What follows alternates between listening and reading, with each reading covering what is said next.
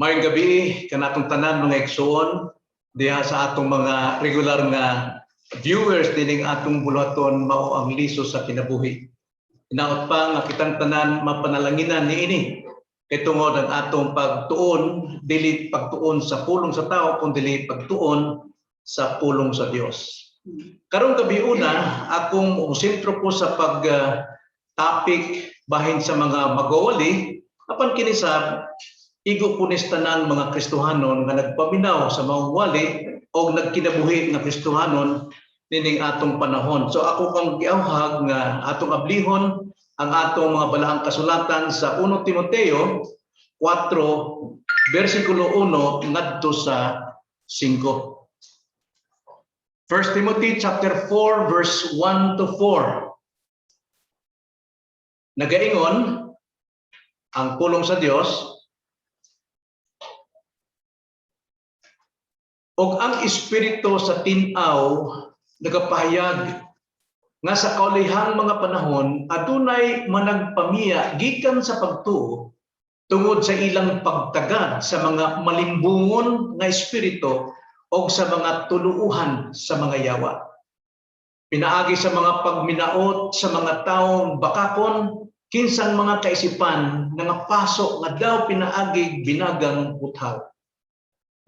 Managdili sa pagpangasawa o magapilit sa mga tao sa pagdumili sa mga kanunon nga gibuhat sa Dios aron nga uban sa pagpasalamat pagadawaton nila nga nanagtuo o nahibalo sa kamatuoran. Kay maayo ang tanang butang nga gibuhat sa Dios o walay ipasalikway kung ginadawat kini uban sa pagpasalamat. Kay kini nabalaan man pinaagi sa pulong sa Dios o sa pag-ampo. Mao kini ang atong pagatun-an karon akong giuluhan magbantay sa imong pagka-Kristohanon. Magbantay sa imong pagka-Kristohanon. Magampo ta mga igsoon. Dalay ko na mong amahan, salamat na ikaw Diod mo ay nag-abli sa among mga unahuna sa among panumduman bisan pa sa among pagsabot sa imong pulong. Ang imong pulong espiritu o kini masabtan lamang sa espiritual nga pamaagi. Subusa mong giampo nga imong balang espiritu mooy maghatag ka na og kahayag sa pagsabot. Mooy maghatag ka na og kaakuan sa pagbuhat sa mga leksyon nga among madawat karong gabi una. Lord, panalangini ang among pagtuon, ang among pagtigom karon sa matag balay sa akong mga kaigsunan karon nga nagpaminaw nining maong buluhaton. Salamat Ginoo makining among pag-ampo diha lamang sa ngalan sa Ginoong Hesukristo. Amen. Kung mobaktas tagdalan mga igsoon, igmata sa pagbantay sa mga peligro. Dali nato makita mga dagkong mga matang sama sa kabaw tingali masungagta. Ato nang kalikayan, dali nato na likayan. O di gali makita taghalas na igmat gyud ta diha magbantay gyud ta kay tungod tingali mapaakan ta mamatay ta. Apan usahay wala tay pagtagad sa mga hibi-hibi. Bisan pa sa mansiriko nga kasagaran maoy makasamad sa atong tiil hangtod nga muhubag magnana nga maoy makadaot sa atong lawas. Ang atong gibantayan lamang mao ang dagkong mga babag o dagkong mga peligro sa atong kinabuhi. Apan ang gagmay dili nato na tanawon, dili nato ato lang pasagdan. Now dinhi sa atong gibasa nga bersikulo nagpahinumdom si Pablo nini kang Timoteo aron si Timoteo iya sang itudlo sa mga Kristohanon dinhi sa Efeso ang maong pagpamadlong o pagpahinumdom ni Pablo nga kinahanglan nilang magbantay sa ilang pagpanginabuhi labi na sa mga mini nga mga pagtulunan sa mga mini nga magtutudlo sa ilang panahon nga nakasulod na sa iglesia ug labi na gayon nakasulod na sa matag hunahuna kasing-kasing sa mga Kristohanon sa atong kaugalingon. Mao po ni problema nato karon mga maayo ta manudlo sama nako magawali maayo kung manudlo apan kita sa atong kaugalingon wala magsubay inay sa atong pagtulunan inay atong gipatuo ang mga katawhan nga tinuod ang atong gipanudlo apan dili makita sa atong kaigsuonan nga mihaom ang atong pagpanudlo. Usahay makaingon tinuod ta apan kung dili nato ipanginabuhi ang atong pagtudlo sama lang ta sa mga mini nga mga magtutudlo. So bantayan nato ang atong kinabuhi o pagpanudlo sumala sa ingon ni Pablo dito sa unahan ni bersikulo Timoteo 4:16. Nagaingon si Pablo kang Timoteo, tagda ang imong kaugalingon o ang imong pagpanudlo. Magpadayon ikaw niini kaysa pagbuhat mo sa ingon, paggaluwason mo ang imong kaugalingon o ang magapatalingho kanimo. So busa importante kaayo nga magbantay gyud ta sa atong kinabuhi. Na dunay duha dinhi sa atong bersikulo nga angay natong tagaag-tagad sa atong pagpanginabuhing Kristohanon. Dili lang sa mga mag-uuli, labi na sa matag usa nato nga magtotoo mga anak sa Ginoo. Primero, sumala sa bersikulo 3 at bersikulo 1 ngadto sa 3, doon natay angay nga isalikway. Onya didto sa ikaduha sa bersikulo 3 kutob sa 5, doon natay angay nga pagadawaton. Primero, unsa may angay natong isalikway? Nagaingon sa atong bersikulo 1 ngadto sa 3, basahon natin pag-usab.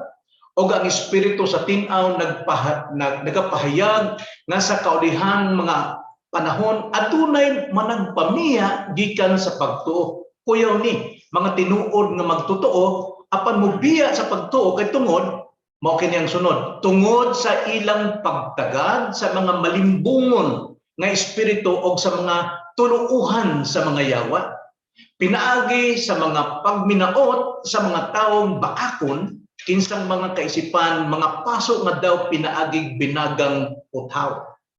Nga managdili sa pagpangasawa o magapilit sa mga tao sa pagdumili sa mga kanunon nga gibuhat sa Dios aron nga uban sa pagpasalamat pagadawato nila nga nagtuo og nahibalo sa kamatuoran.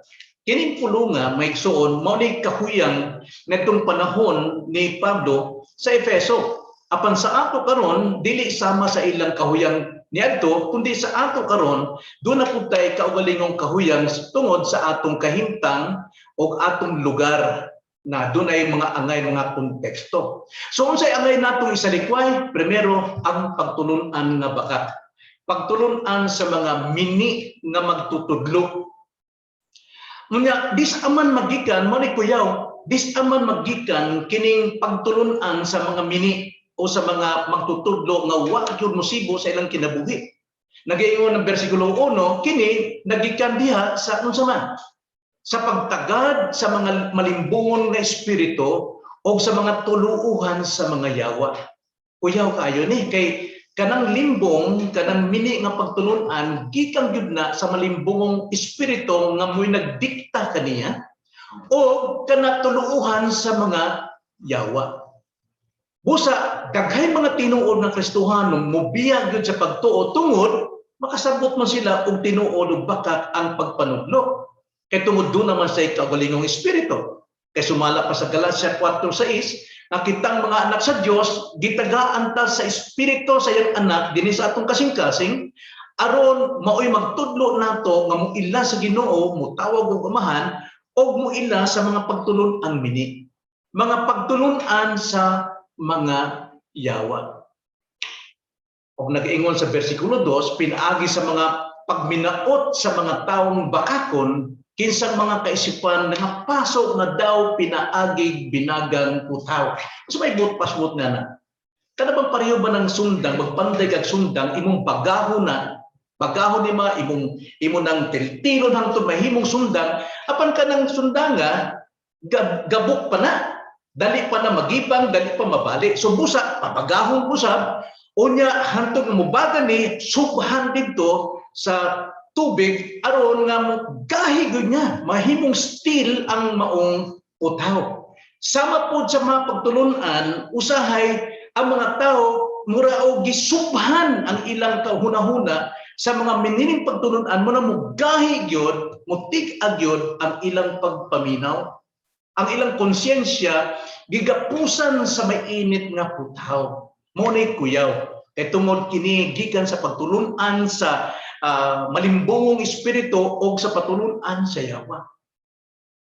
So mao ni binuhatan na kuyaw. Nag-iingon sa versikulo 3 na managdili sa pagpangasawa o magapilit sa mga tao sa pagdumili sa mga kanon nga gibuhat sa Dios. Ngadto sa ilang panahon gidili ang pagpangasawa o gidili ang mga pagkaon kay doon na sila mga tinuuhan. Pagkaon diha sa mga Diyos-Diyosan. Apan sa atong panahon kining pagdili sa pagpangasawa, dili lang kini sa pagpangasawa kundi daghang mga gidili nga gibuhat sa iglesia bisan pa sa atong pagtulunan nga angay naton buhaton alang sa Dios apan mas mutuman pa sila sa mga tradisyon. Mutuo pa sila og mga sulti-sulti sa mga tigulang nga maoy lang tumanon, maoy lang saligan imbis nga ang pulong sa Dios nga maoy nagluwas nila, maoy nagpalig-on kanila ilang biyaan kay tungod dali sila maikag sa maayong pagpanulti sa mga katigulangan. Sama sa pagpangasawa nining panahona nga dili mangasawa. O bisan pa sa mga pagkaon, bisan karon daghan ay gipandiling pagkaon pero ato makita din sa bersikulo na kini gibuhat sa Dios. Gibuhat ni sa Dios nga kini mahimong balaan pinaagi sa atong pagpasalamat nga atong gituman kini pinaagi sa pulong sa Dios. Apan duwa po ko mag-ingon nga di na ta mo magpalabit ang kaon o labi nagbaboy o naan na kay kolesterol. Dili. Angay muundan ka. Imong di ka yung mukhaon kay musamot ang imong sakit. Apan kung wa kay sakit unya giingnan ka sa imong magtutudlo ayaw ka kaon baboy ro kay Biyernes. Ayaw ka kaon ron kung kay pagkaon kay mao kini dili na pagtulunan sa Dios. Kay ang Dios sumala sa sinugdan Genesis chapter 1 verse 31. Nga tanang butang gibuhat sa Dios nga maayo, walay sayo, walay daot. Apan pinaagi sa sala sa tao ang mga pagkaong maayo gidid-an, daghang mga kadaot na, nanay mga high blood, nanay diabetes, so maglikay ta. Apan kung did-an ka sa pagbuhat sa mga butang nga angay ihatag nato pagtuman sa kabubuton sa Dios, kanagyod maunay gikan sa malimbongong espiritu o mapagtulunan sa yawa. So maunay atong primerong isalikway. Ayaw pagpaminaw sa mga sulti-sulti sa mga tao nga dili magtotoo, mutambag nimo unsay problema nimo, unsay kahimtang nimo, mo imong pangayo ang tambag nga wa gyud mo ila sa Dios o kontra pa gyud sa pulong sa Dios, dili gyud mo tuo sa mga atong pagtulunan. Nganong anha ka man maminaw kinahanglan didto sa mga taong nagkidabuhi sa pulong, nag-antos pagtuon, diya nag-andam, maoy imong tagaag importansya. So busa, sumala sa versikulo 1 nga 3, isalikway ang usa ang mga mini nga pagtulunan. Ikaduha, sumala sa versikulo 3 ngadto sa 5, doon na tayo angay nga pagadawaton. Unsa man ni? Naaw nato versikulo 3 ngadto sa 5. Nga managdili sa pagpangasawa, so 4 na, no?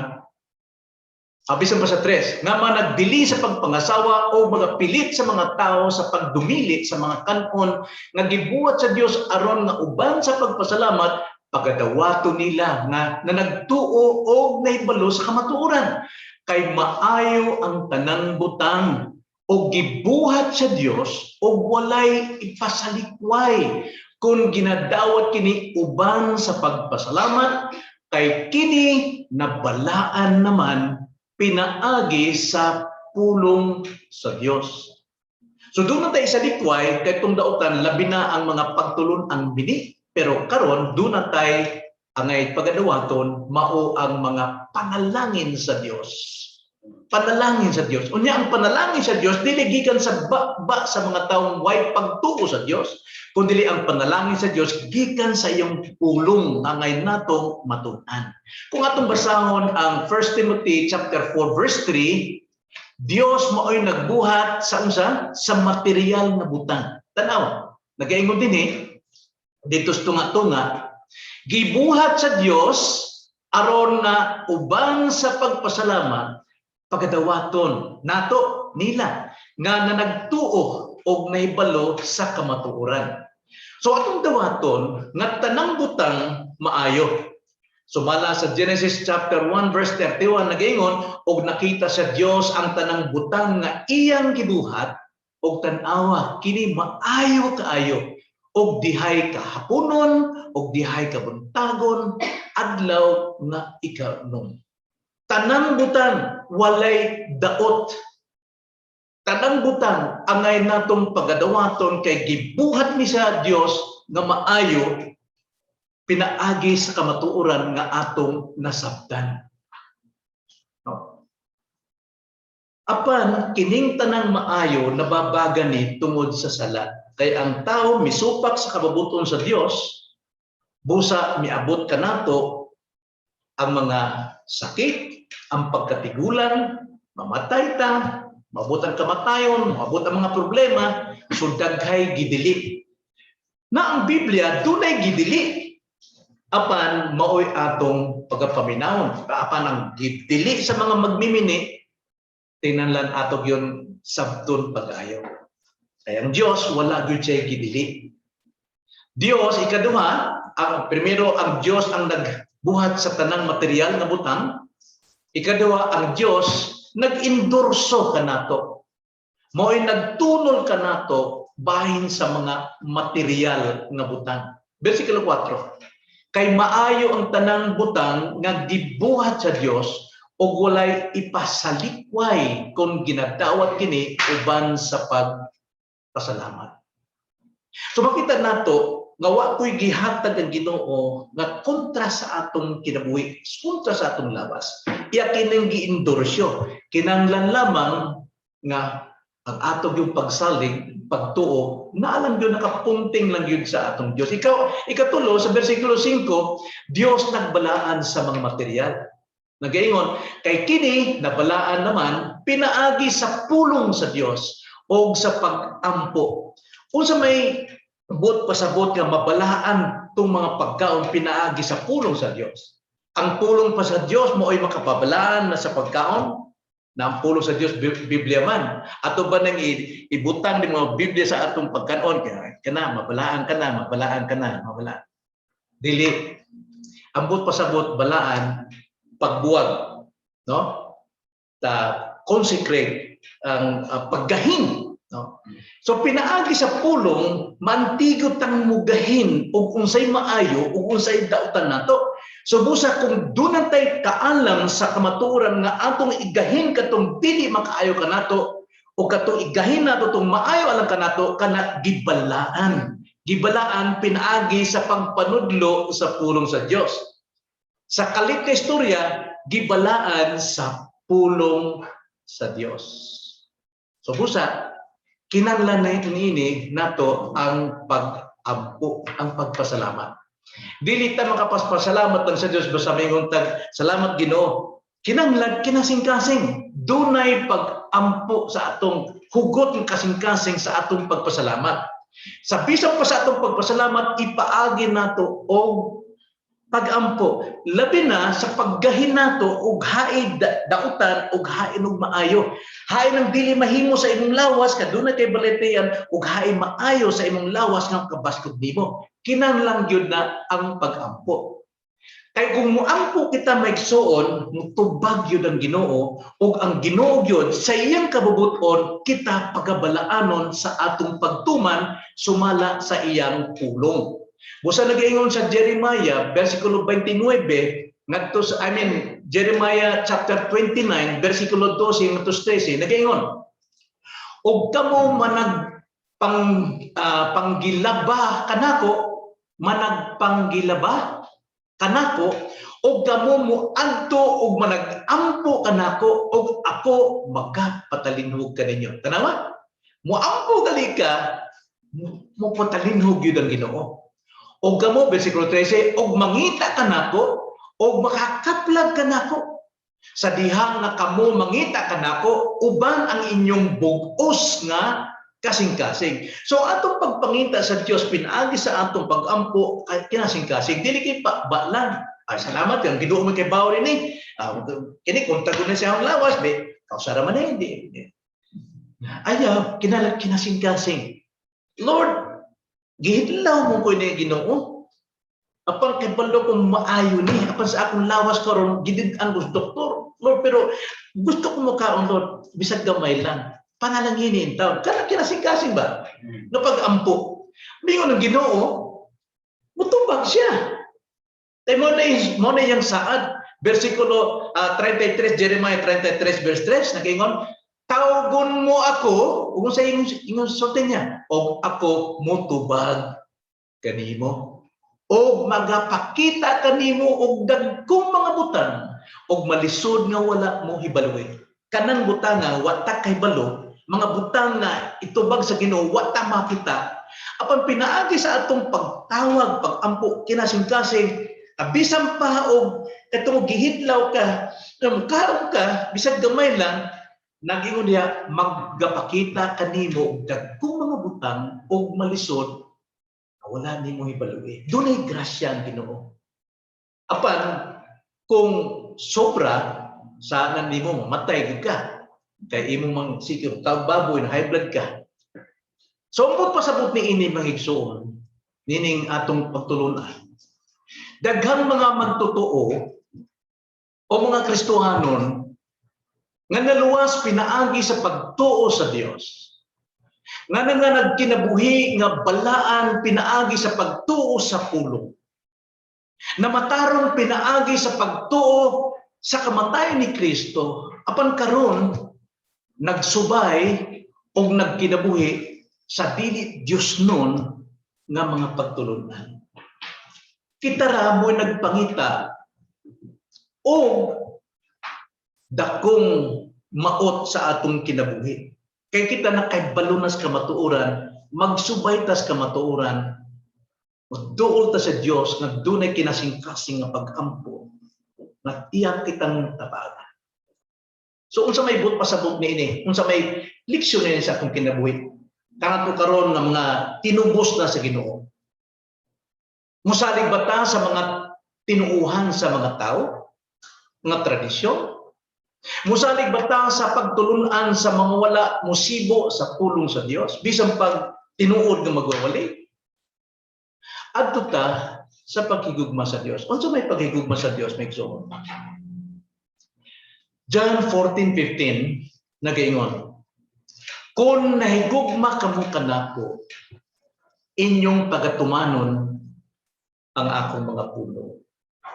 Imbis higugmaon nato ang mga sultis-sultis, mga tiguang sa mga taong dili magtotoo, labaw nato higugmaon ang Dios pinaagi sa atong pagtuman sa iyang sugo.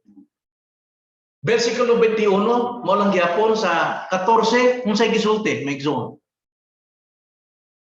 Ang nagabaton sa ako mga sugo o nagatuman niini, kini siya mao ang nahigugma kanako. O ang nahigugma kanako, kung sa may sulti, pagahigmaon sa akong amahan. O ako mahigugma kaniya. O magapadayag sa akong kaugalingon ngadto kaniya. So busa higugmaon nato og labaw gyud ang Dios sa tanan. Sumala sa iyang sugo nga kadtong unang pikas sa napulo ka sugo 1 ngadto 4 mo nay primerong pikas unsa gitsulti didto.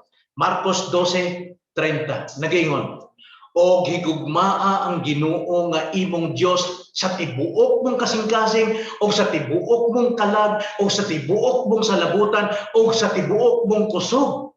Unsa man pagugma sa atong pagbati? Dili. Unsa man magpapakita sa gugma sa Dios? Pagtuman sa iyang sugo. So atong basahon usab, atong i-apply itong sugo. Og higugmaa ang Ginoo nga imong Dios sa tibuok nimong kasing-kasing, sa pagtuman sa tibuok nga kasing-kasing sa sugo sa Dios, o sa tibuok mong kasing-kasing pinagsi mong kalag, o sa imong kinasing-kasing tibuok mong salabutan, o sa kinasing-kasing sa pagtuman sa pulong sa Dios sa tibuok mong kusog. Dili ni kay imong pagbati, higugma ko sa Ginoo. Dili.